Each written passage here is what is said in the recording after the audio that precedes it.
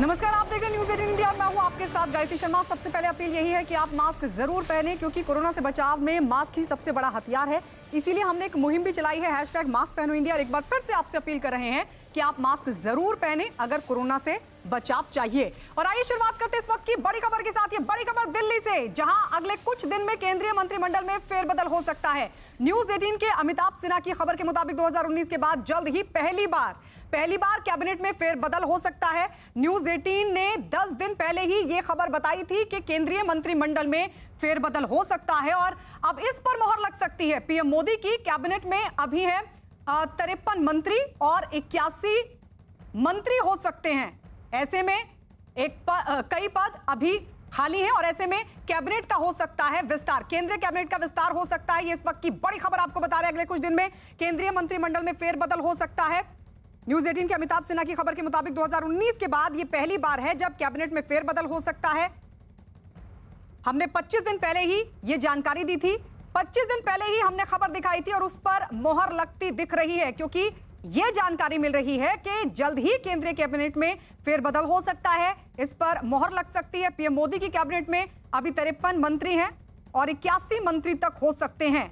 ऐसे में कई पद अभी भी खाली हैं।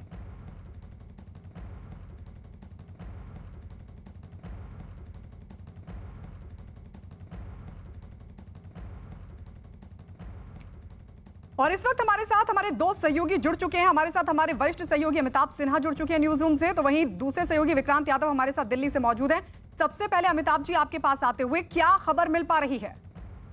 कवायद चल रही है, उससे अटकलें लगाना बेहतर होता है कि सरकार कुछ फेरबदल की तैयारी में है, खासकर तब जब उत्तर प्रदेश में चुनाव आने वाले हैं। लेकिन जो सबसे पहली बात है, मैं सबसे ज़्यादा जिसको हाईलाइट करना चाहूँगा वो है प्रधानमंत्री मोदी का एलिमेंट ऑफ सरप्राइज़। वो कब क्या कदम उठाने वाले हैं आखिरी दम तक पता नहीं चलता, जब तक वो ऐलान न कर दें कि ये ऐसा होने वाला है। इसलिए जो भी है अटकलबाजियां हैं, क्योंकि अटकलबाजियों को इसलिए हवा मिल रही है क्योंकि प्रधानमंत्री मोदी ने पिछले 1 महीने में तमाम मंत्रियों के कामकाज की समीक्षा की है। साथ ही साथ संगठन के स्तर पर और शीर्ष मंत्रियों के साथ भी प्रधानमंत्री की चर्चा हुई है और कई राज्यों से जो बड़े वरिष्ठ नेता हैं उनको यहाँ दिल्ली में लाकर जगह देनी है कैबिनेट में। साथ ही साथ उत्तर प्रदेश जैसे राज्य जहाँ चुनाव है वहाँ भी कई जो छोटी पार्टियाँ, रीजनल पार्टियाँ हैं, उनके साथ भी समन्वय करके उनको केंद्रीय मंत्रिमंडल में जगह देनी है। तो मुझे लगता है कुल मिलाकर जो पहले भी जेडीयू जैसे जो उनके सहयोगी दल हैं उनको भी जगह अभी तक नहीं मिल पाई थी पिछले 2 साल में, उनके लिए भी कुछ ना कुछ जगह हो सकती है। तो पीछे आपको याद होगा पहले टेन्योर में प्रधानमंत्री मोदी ने साल 2 साल हर साल एक कैबिनेट का रिशफल किया था और नए लोगों को, नए चेहरों को मौका दिया था। तो मुझे लगता है कि नए चेहरों को मौका देने का समय आ गया है। उत्तर प्रदेश से भी काफ़ी चेहरे शामिल हो सकते हैं इसमें। सर्बानंद सोनोवाल जैसे लोगों को जगह मिल सकती है, जो मुख्यमंत्री आसाम थे, जिन्होंने आसानी से सत्ता परिवर्तन में काफ़ी साथ दिया सरकार का। नए मुख्यमंत्री का ज्योतिरादित्य सिंधिया आ सकते हैं। लेकिन नामों पर फिलहाल हम अटकलें नहीं लगाएंगे, लेकिन इतना जरूर साफ है कि बहुत ही जल्दी कैबिनेट में फेरबदल हो सकता है, क्योंकि वैकेंसीज बहुत ज़्यादा हैं और साथ ही साथ कई मंत्रियों के सर पर काम का बोझ, क्योंकि अतिरिक्त मंत्रालय उनके पास है, काम का बोझ भी बहुत ज़्यादा है। विक्रांत, वहां क्या हलचल इस पूरे मामले पर?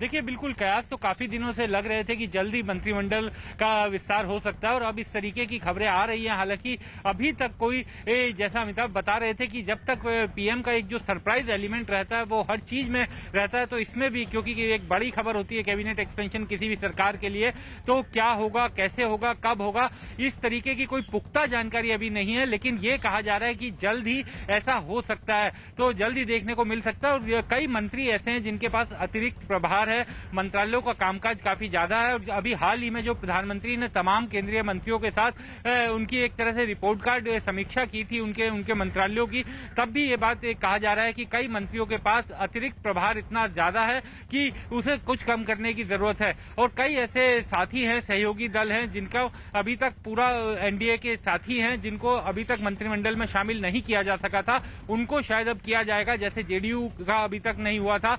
और ये मोदी सरकार का जो दूसरा कार्यकाल है उसका पहला मंत्रिमंडल विस्तार है, इसलिए इस पर काफी नजरें भी लगी हुई हैं। और अगला साल जो है वो पूरी तरीके से चुनावी साल है, कई बड़े राज्यों उत्तर प्रदेश समेत चुनाव होने हैं, तो उसको देखते हुए मंत्रिमंडल विस्तार में उसकी भी एक झलक दिखाई देगी। और उसके बाद क्योंकि अगला साल का जो चुनाव है, जो विधानसभा चुनाव है, उनको देखते हुए, उनको नजर में रखते हुए, और आगे अगले 2 साल काफी महत्वपूर्ण हो जाते हैं उसके बाद के, क्योंकि फिर सरकार लोकसभा के आम चुनाव की तरफ जाने की तैयारी करेगी। तो एक तरह से सरकार के कामकाज का पूरा इसी पर सब टिका रहेगा, किस तरीके से विस्तार होगा। और कई ऐसे संभावित चेहरे हैं जो दिखाई दे रहे हैं कि उनको इस मंत्रिमंडल में शामिल किया जा सकता है, लेकिन ये विशेषाधिकार है प्रधानमंत्री का, और जब आधिकारिक रूप से जानकारी आएगी तभी उस पर कुछ कहा जा सकता है, उससे पहले केवल कयास ही लगाए जा सकते हैं। लौटें विक्रांत आपके पास। अमिताभ जी, मंत्रिमंडल में फेरबदल में क्या आधार होगा? देखिए, आधार एक तो मुझे लगता है युवा चेहरों को तरजीह मिलेगी। राज्यों को, उन राज्यों को अभी देखा जाएगा किन राज्यों का प्रतिनिधित्व कैबिनेट में अब तक रहा है और किनको प्रतिनिधित्व मिलना चाहिए।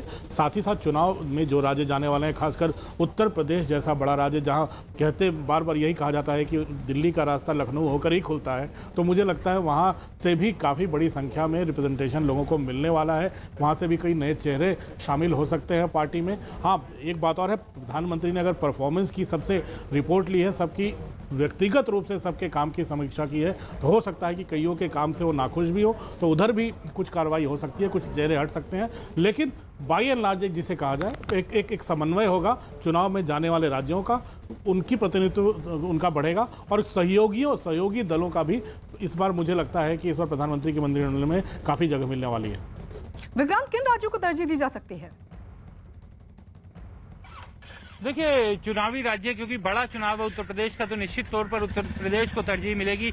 इसके अलावा उत्तर प्रदेश के सहयोगी दल हैं जो बीजेपी के, उनको शामिल किया जा सकता है। जेडीयू को पिछली बार शामिल नहीं किया गया था और वो शामिल नहीं हो पाए थे, तो इस बार जेडीयू का प्रतिनिधित्व भी देखने को मिल सकता है। असम से जैसे हम कह रहे हैं कि पिछले जो वहाँ के मुख्यमंत्री थे, उन्होंने सत्ता परिवर्तन में और उसके बाद जब नए मुख्यमंत्री बने तो पूरा जो ट्रांजिशन का काम था बहुत स्मूथली हुआ, तो को केंद्र में ला करके दोबारा से यहाँ पर भूमिका दी जा सकती है। पहले भी खेल मंत्री रह चुके हैं। इसके अलावा कई ऐसे नेता हैं जिनके बारे में लंबे समय से कयास लग रहे थे, चाहे वो ज्योतिरादित्य सिंधिया हो या बाकी लोग हों, उनके बारे में भी कहा जा रहा था कि उनको जब भी मंत्रिमंडल विस्तार होगा तो उसमें जगह मिल सकती है। बिहार से भी कुछ ऐसे ही नाम हैं, जैसे सुशील मोदी का नाम कई बार इस मामले में आ रहा है कि उनको जब उप मुख्यमंत्री पद से हटाकर 2 नए उप मुख्यमंत्री बनाए गए थे, तो कहा जा रहा था कि उनकी केंद्र में भूमिका तय की जाएगी और उसके बाद उन्हें यहाँ पर लाया भी गया था, सांसद बनाया गया था। तो कई ऐसे चेहरे हो सकते हैं और साथ साथ जो चुनावी राज्य हैं वो कहीं ना कहीं बिल्कुल निगाह में रहेंगे, क्योंकि बहुत ही महत्वपूर्ण चुनाव है उत्तर प्रदेश का, उसको भी ध्यान में रखा जाएगा। और जो परफॉर्मेंस की बात है वो निश्चित तौर पर एक पैमाना जरूर रहेगा, क्योंकि मंत्रियों के कामकाज का पूरी समीक्षा एक तरह से की है प्रधानमंत्री ने और बहुत ही बारीकी से समीक्षा हुई है। कई दौर की लंबी बैठकें चली हैं, तो उसमें भी कुछ परिवर्तन देखने को मिल सकता है। अमिताभ जी, लेकिन इस फेरबदल की तैयारी कब से हो रही है?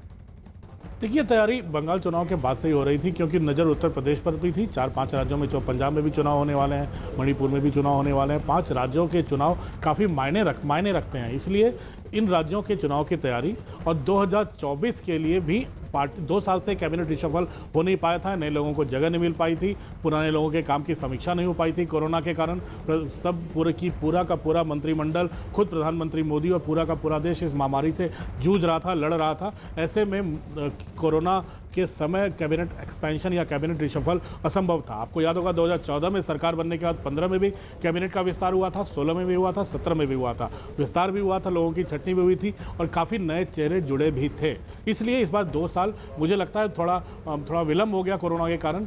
और लेकिन इस बार जिन राज्यों में चुनाव है उन राज्यों को, उत्तर प्रदेश को खासकर बड़ी जगह मिलने वाली है। उत्तर प्रदेश में अपना दल है, निषाद पार्टी है, छोटे छोटे दल, राजभरों की पार्टियां हैं। तो जिस तरह से पिछली बार जिन दलों के साथ बीजेपी ने समझौता किया था, उन दलों को भी मुझे लगता है जगह मिलने वाली है। तो अभी ज़्यादा अटकलें लगाना, मैंने पहले भी कहा कि प्रधानमंत्री के अगले कदम के बारे में अटकलें लगाना काफ़ी मुश्किल और दुष्कर, असंभव काम होता है। लेकिन जो दिशा जिस तरफ बढ़ रही है, मंत्रियों के कामकाज की समीक्षा से लेकर संगठन के स्तर पर बैठकों को लेकर, मुझे लगता है कि अब ये जल्दी ही कुछ चंद दिनों की ही बात है। अब विक्रांत, मंत्रिमंडल फेरबदल के बाद आगे क्या मायने हो सकते हैं?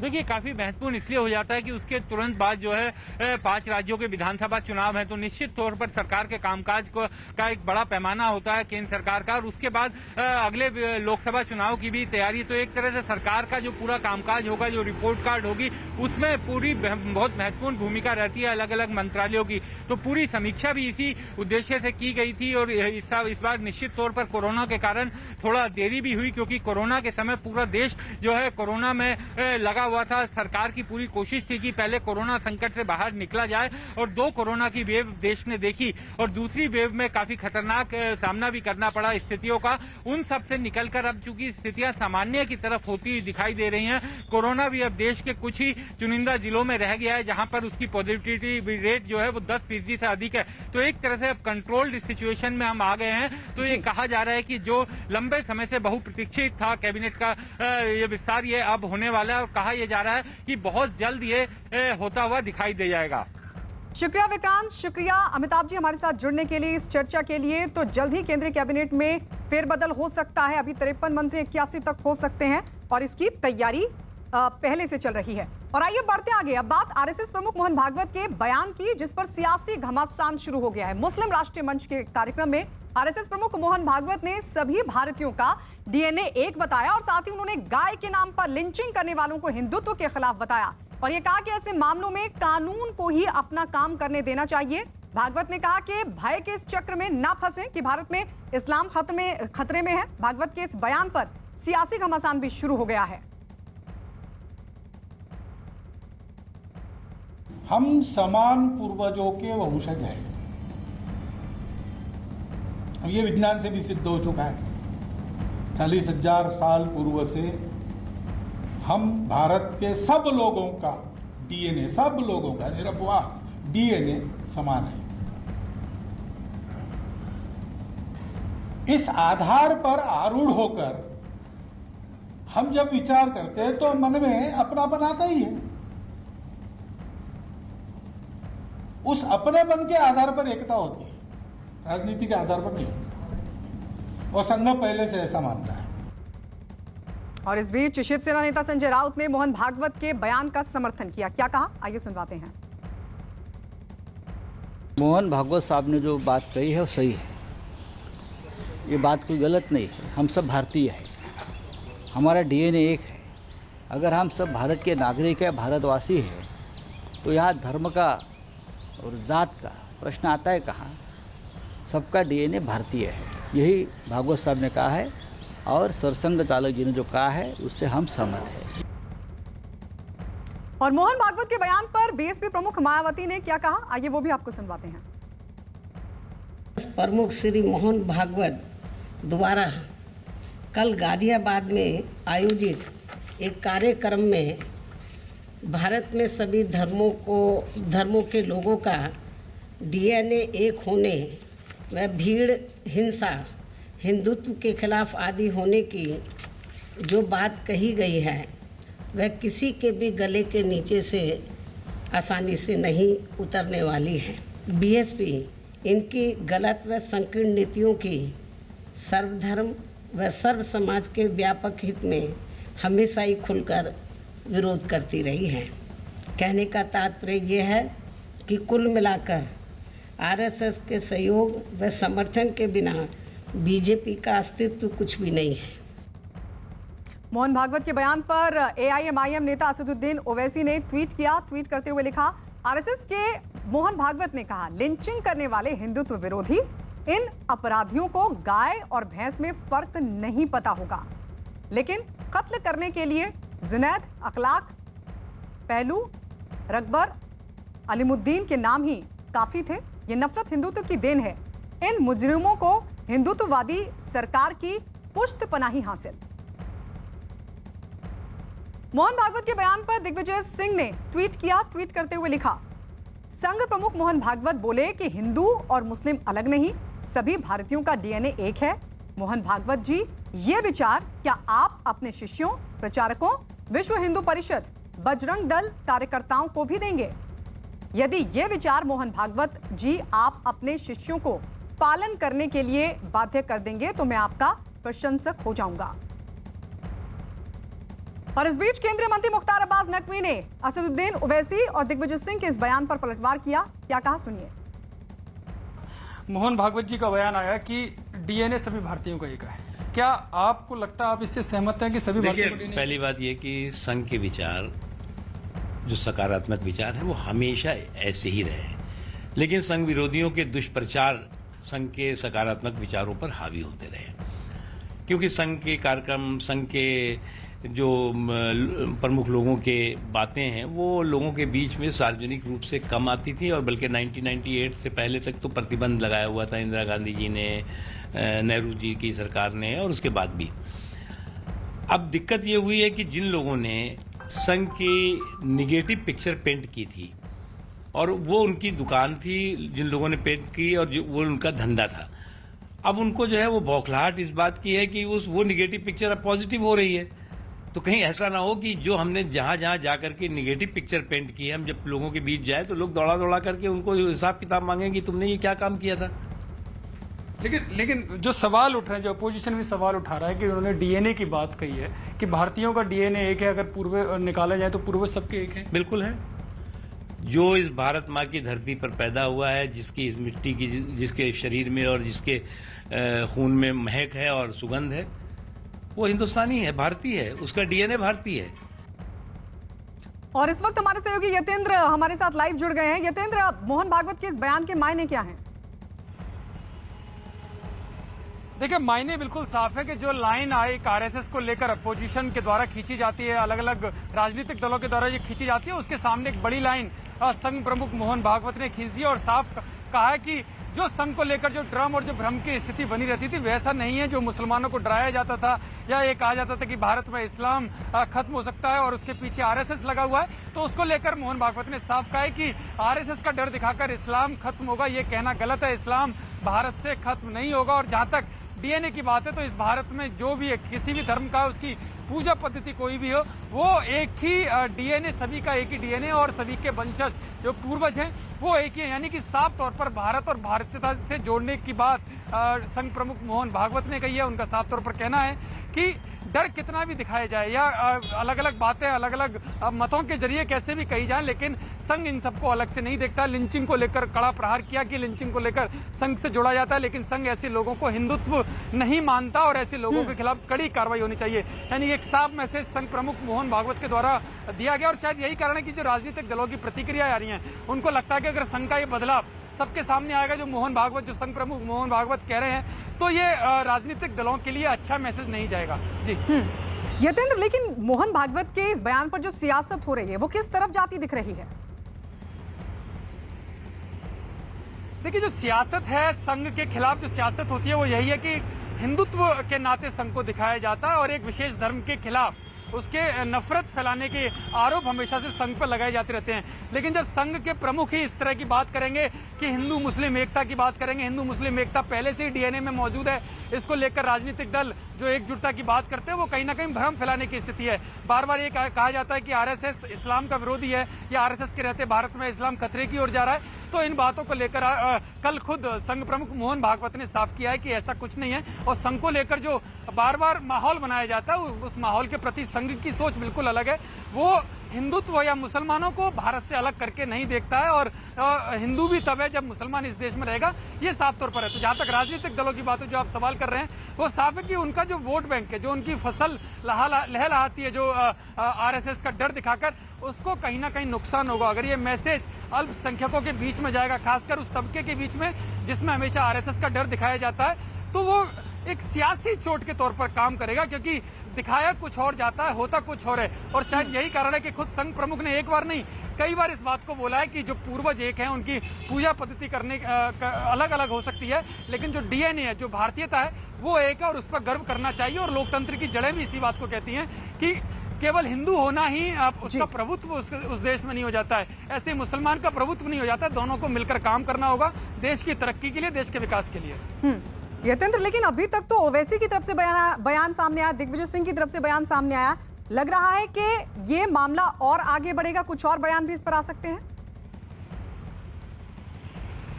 देखिए बिल्कुल, क्योंकि चुनाव नजदीक है और ऐसे में चुनावों से इस बयान को जोड़कर देखा जा रहा है और शायद यही कारण है कि ओवैसी हो या दिग्विजय सिंह हो, वो लगातार संघ पर और बीजेपी, खासकर बीजेपी के नेताओं पर, संघ प्रमुख मोहन भागवत के बयानों की आड़ लेकर उन पर हमले करेंगे और कहीं ना कहीं एक मैसेज अपने वोटरों के प्रति जाएगा ही जाएगा कि जो संघ प्रमुख बोल रहे हैं या जो बीजेपी बोलती है उसका दूसरा पहलू कुछ और है। वो मॉब लिंचिंग से जोड़कर और जो दूसरी घटनाएं जो हिंदुत्व को लेकर हुई हैं उनको लेकर उस तरह की सियासी राजनीति की जाएगी।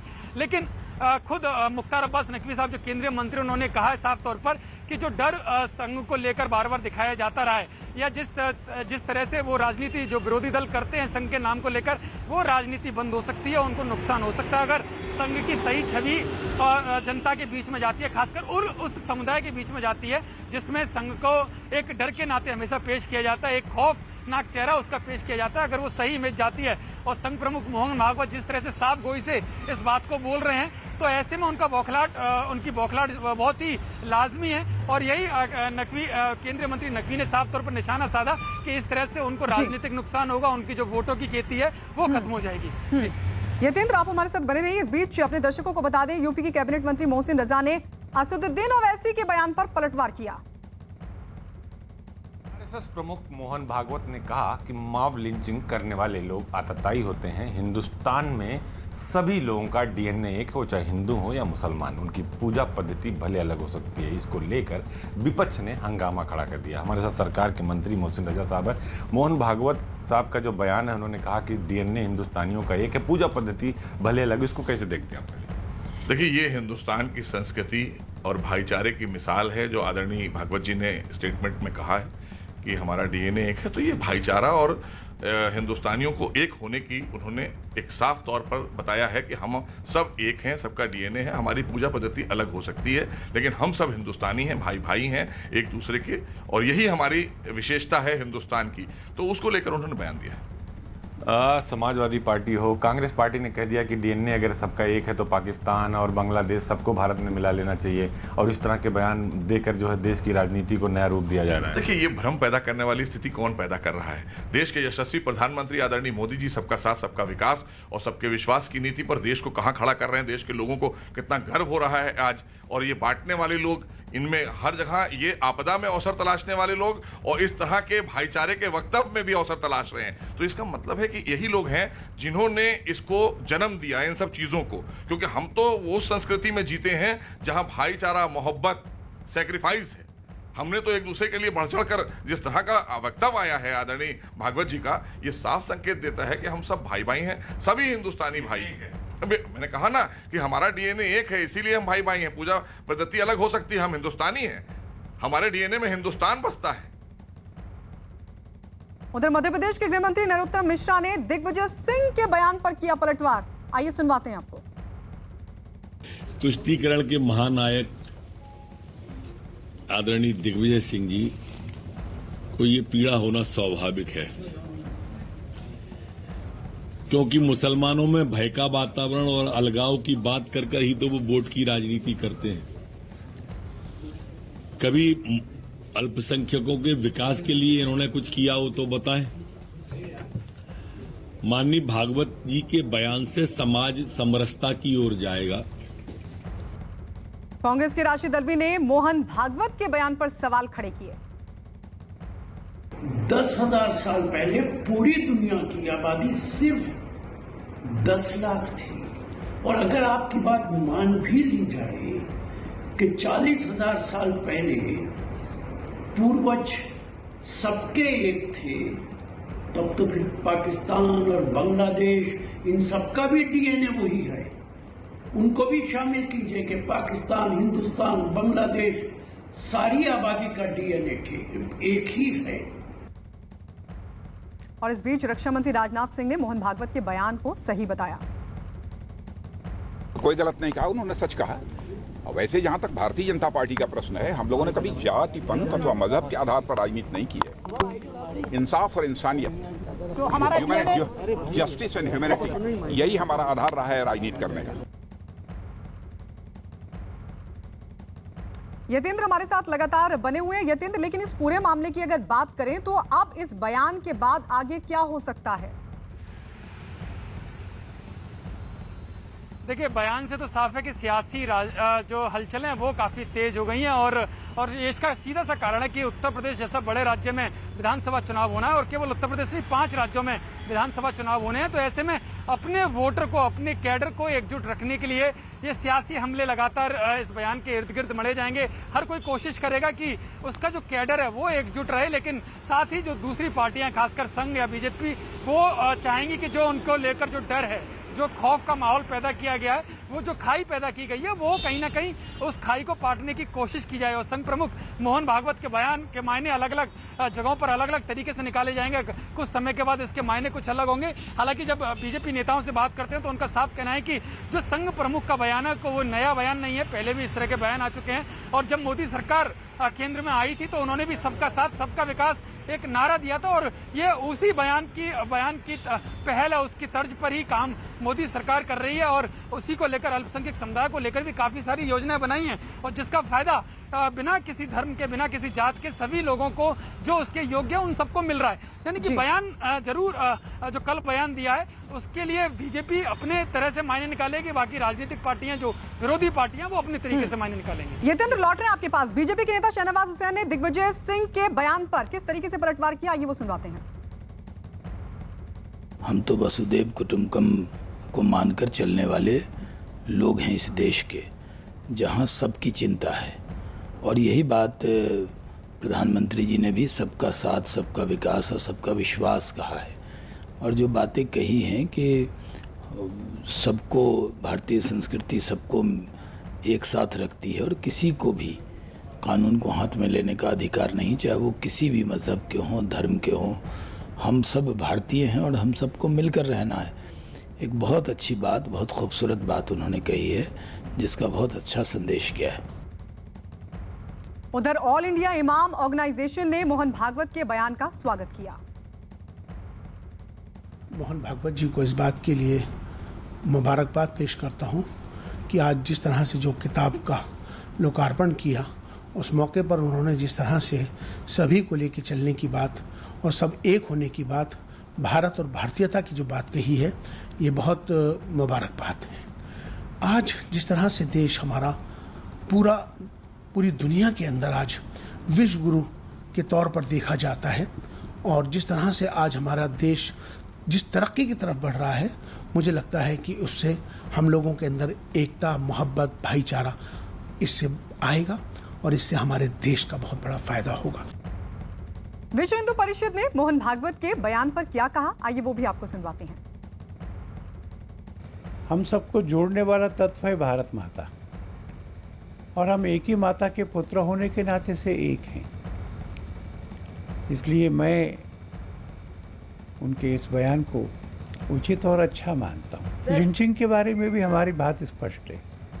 आजकल की जो स्मृति है उसको भारत का संविधान कहते हैं, बाबा साहब अम्बेडकर ने बनाया हुआ संविधान, और सबको विरोध करने का हक है, गौरक्षकों को भी है, पर कानून की सीमा में रहकर वह होना चाहिए। हिंसा का या लिंचिंग का समर्थन न संविधान करता है। कांग्रेस के पीएल पुनिया ने मोहन भागवत के बयान पर क्या कहा, जरा वो भी सुनिए। मोहन भागवत जी ने जो बातें कही हैं कि लिंचिंग करने वाले हिंदू नहीं है, और जो मुसलमानों के खिलाफ जो बयान देते हैं कि यहाँ हिंदुस्तान में रह नहीं सकते, वो हिंदुत्व का एजेंडा नहीं फॉलो करते हैं। ये सुनने को तो बात अच्छी लगती है, लेकिन भारतीय जनता पार्टी हो या आरएसएस हो, इनकी कथनी और करनी में बड़ा फर्क है। वहीं बीजेपी के नेता विनोद सोनकर ने ओवैसी पर आरएसएस और हिंदुओं को बदनाम करने का आरोप लगाया। संघ और हिंदू को बदनाम करने के लिए कुछ लोगों का अपना मूल एजेंडा है, जबकि संघ जब से बना है तब से आज तक कभी भी इस तरह की किसी न घटनाओं का कोई समर्थन नहीं किया है, बल्कि समय समय पर इसकी निंदा की है। लेकिन कुछ लोग हैं जिनका एजेंडा ये संघ और हिंदू को बदनाम करने के लिए।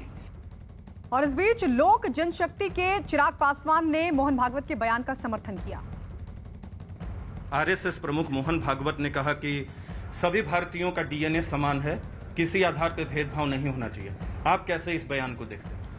देखिए, जात पात धर्म मजहब के आधार पर लोगों को बांटा जाए, उसके आधार पर उनसे भेदभाव किया जाए, ये गलत है। इसका पक्षधर हम लोग कभी भी नहीं रहे। मैंने तो हमेशा कहा है, ना जात ना पात करे सबकी बात।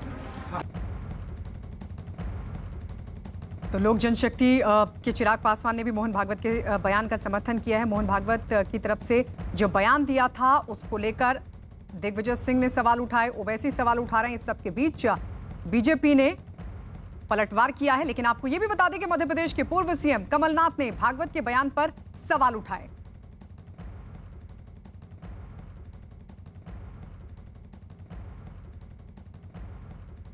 मध्य प्रदेश के पूर्व मुख्यमंत्री कमलनाथ मेरे साथ हैं। सर, मोहन भागवत कह रहे हैं कि हिंदू और मुसलमान देश के सभी लोगों का डीएनए एक है और जो लिंचिंग करता है वो हिंदुत्व के खिलाफ है।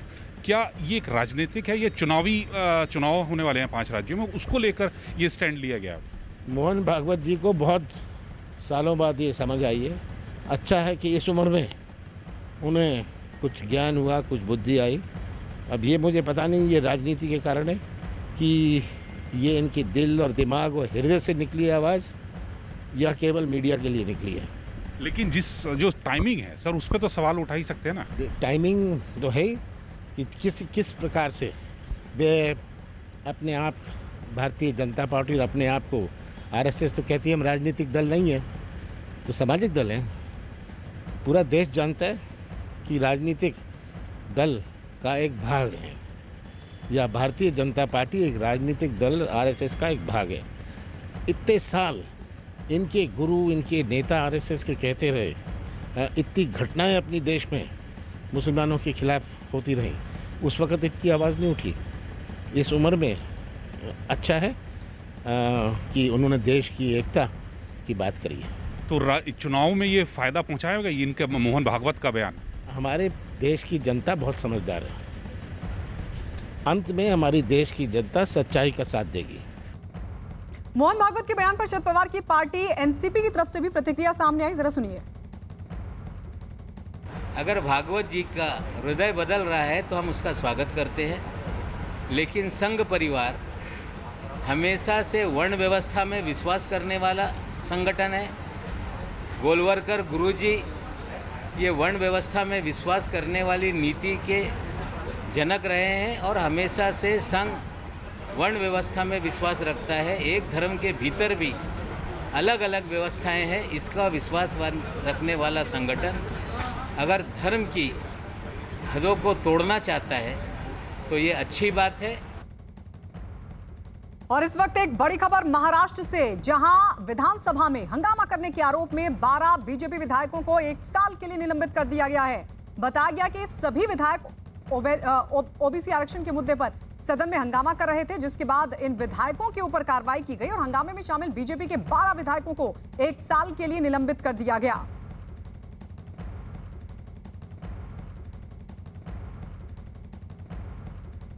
ओबीसी समाज के सामने इस सरकार का नकाब फट रहा है। ये ध्यान में आने के बाद एक षड्यंत्र के तहत सत्ता पार्टी ने हमारे 12 विधायकों को सस्पेंड किया है। मैं स्पष्ट रूप से कहना चाहता हूं, ओबीसी के लिए हमारी लड़ाई जारी रहेगी। 12 क्या, पूरे 106 एमएलए अगर हमारे सस्पेंड कर दिए तब भी हम लोग लड़ते रहेंगे। अभिमन्यु, आप लोग वेल में गए, विधानसभा अध्यक्ष को वहां पर उनके साथ बदतमीजी करने की कोशिश की, ऐसा आरोप लगाते हुए आप लोगों को 1 साल के लिए सस्पेंड कर दिया गया। किस तरीके से देखते हैं? ये आरोप बिल्कुल बेबुनियाद है, कोई तथ्य उसमें नहीं है। मैं तो ये कहता हूँ कि अध्यक्ष जी के चैम्बर में जो भी कुछ हुआ है उसका सीसीटीवी बाहर रिलीज करे, मीडिया को दे दे, ताकि पता चले दूध का दूध पानी का पानी हो जाए। ना हाथापाई हुई, ना मारामारी हुई, कुछ भी नहीं हुआ है। हाँ, हमारे सदस्य थोड़े आक्रामक थे क्योंकि अंदर देवेंद्र जी को बुला नहीं दिया जा रहा था, हमारी आवाज़ को दबाने की कोशिश की जा रही थी, इसलिए थोड़ा हम आक्रामक हो गए थे, ये सही है। फिर हम जब अध्यक्ष के चैम्बर में आए तो अध्यक्ष जी भी आक्रामक थे, हमारे लोग भी आक्रामक थे, शिवसेना के लोग भी आक्रामक थे। अगर सस्पेंशन करना है तो शिवसेना के लोगों का सस्पेंशन होना चाहिए, वो नहीं कर रहे हैं। और दुर्भाग्य की बात तो यह है कि माननीय भास्कर जाधव साहब अध्यक्ष के चैम्बर में, अध्यक्ष के चेयर पे बैठते हुए झूठी बात रिकॉर्ड पे ला रहे हैं। उनको किसी ने भी गाली नहीं दी। और इस वक्त हमारे साथ हमारे सहयोगी अभिषेक पांडे लाइव जुड़ गए हैं। अभिषेक, सबसे पहले तो ये बताइए कि विधानसभा में हुआ क्या था जिसके बाद ये कार्रवाई हुई बीजेपी विधायकों पर?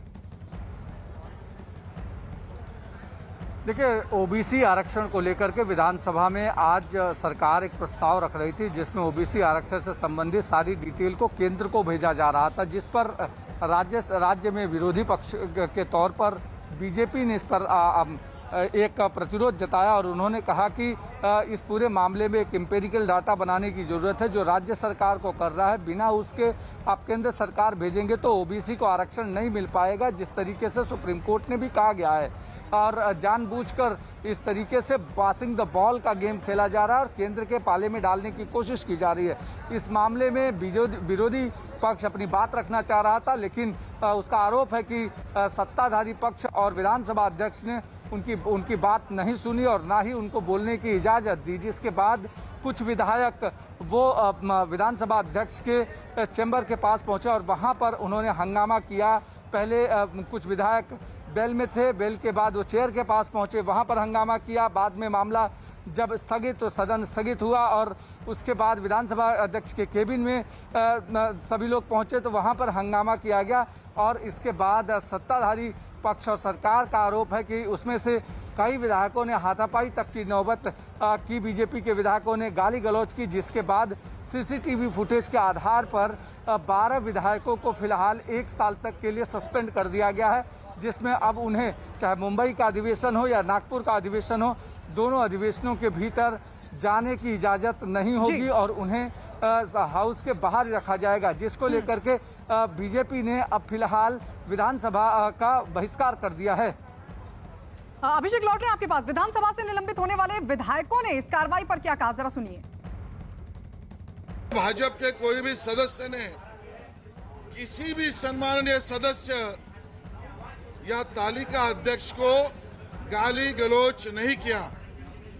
गाली गलौज करने वाले लोग तो शिवसेना के थे, बावजूद उसके ये कार्रवाई हुई है। तो इसका वर्णन मैं इतना ही कर सकता हूं कि तालिबानी पद्धति से सरकार चलाने वालों को भी शर्म आ जाए। ऐसे नए तालिबानी ये शिवसेना, कांग्रेस और राष्ट्रवादी कांग्रेस के लोग हैं। बहुत दुर्भाग्यपूर्ण है। ये लोकतंत्र की आवाज दबाने का काम इस सरकार ने किया है। 100% ये हिटलर शाही है। उद्धव ठाकरे जी और पवार सरकार की हिटलर शाही है। आज हमारा ओबीसी समाज के लिए हमने जो आवाज उठाई, इसकी बदौलत हमारा आवाज बड़ा है, हम बोलते हैं, तो इसकी वजह से मेरा यहाँ पे सस्पेंशन किया है। 12 एमएलए को जो सस्पेंड किया है, ये बहुत ही दुर्भाग्यपूर्ण है। अभिषेक लगातार हमारे साथ लाइव जुड़े हुए हैं। अभिषेक, जो विधायक निलंबित हुए हैं वो तो उल्टा कह रहे हैं कि हमने तो कुछ किया ही नहीं और ये कार्रवाई हुई। फडणवीस कह रहे हैं मैन्युफैक्चर्ड कार्रवाई है। बिल्कुल, जो निलंबित विधायक हैं वो अभी तक ये बात कह रहे हैं कि बिल्कुल वहाँ आक्रोश में बातचीत हुई थी, लेकिन गाली गलौज और हाथापाई जैसी नौबत नहीं आई थी विधानसभा अध्यक्ष के केबिन में, जिसको लेकर के निलंबन जैसी प्रक्रिया हो। हालांकि इसके बीच में जिन विधायकों ने बेल में या फिर विधानसभा अध्यक्ष के चेयर के पास जाकर हंगामा किया था, उन सभी ने माफ़ी भी मांगी थी। बावजूद इसके एक साजिश के तहत 12 विधायकों को निलंबित किया गया, ताकि वो कहीं ना कहीं जो मुद्दे की बात है या फिर जो हाल के जो आक्रामक इश्यूज हैं उस पर जो इस तरीके बीजेपी आक्रामक है उसकी आक्रामकता को रोका जा सके। दूसरी महत्वपूर्ण चीज़ है कि अब 12 विधायक जो निलंबित हुए हैं, आज शाम 5:30 बजे वो राज्यपाल से मुलाकात करेंगे और अपनी बात रखेंगे कि आखिर किस तरीके से एक साजिश के तहत पहले एक स्टोरी क्रिएट की गई और उसके बाद उनका सस्पेंशन हुआ। वो अपनी बात रखेंगे ताकि राज्यपाल कहीं न कहीं इस पूरे मामले में हस्तक्षेप करें। एक तरीके से एक लड़ाई के तौर पर, खास करके जो सांकेतिक लड़ाई विधानसभा के केबिन के भीतर, विधानसभा अध्यक्ष के केबिन के भीतर जो हो रही थी, अब वो रास्ते पर आ गई है और अब वो राजभवन के दरवाजे तक पहुंचती नजर आ रही है।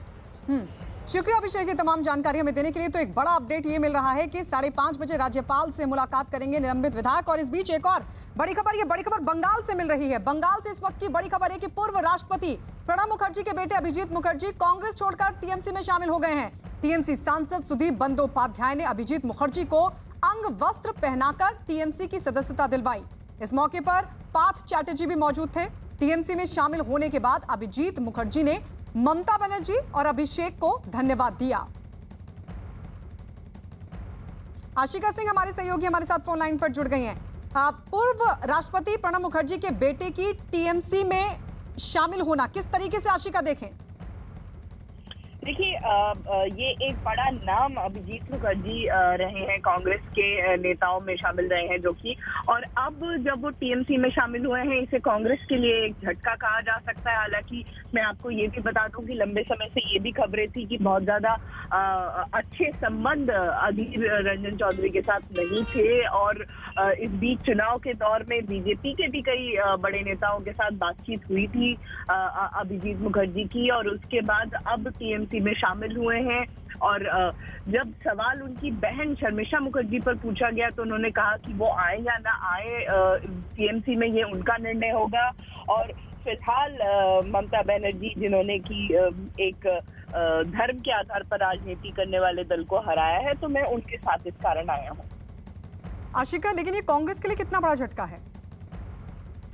देखिए, कांग्रेस अभी हाल के जो चुनाव रहे हैं राज्य में विधानसभा के, उसमें एक ही सीट जीत नहीं पाई है, और उसके बाद अब अभिजीत मुखर्जी जो कि एक बड़ा नाम, बड़ा चेहरा रहे हैं पश्चिम बंगाल कांग्रेस का, वो जब पार्टी छोड़कर जाते हैं तो कांग्रेस के लिए जाहिर है ये एक बड़ा झटका है। जी आशिका।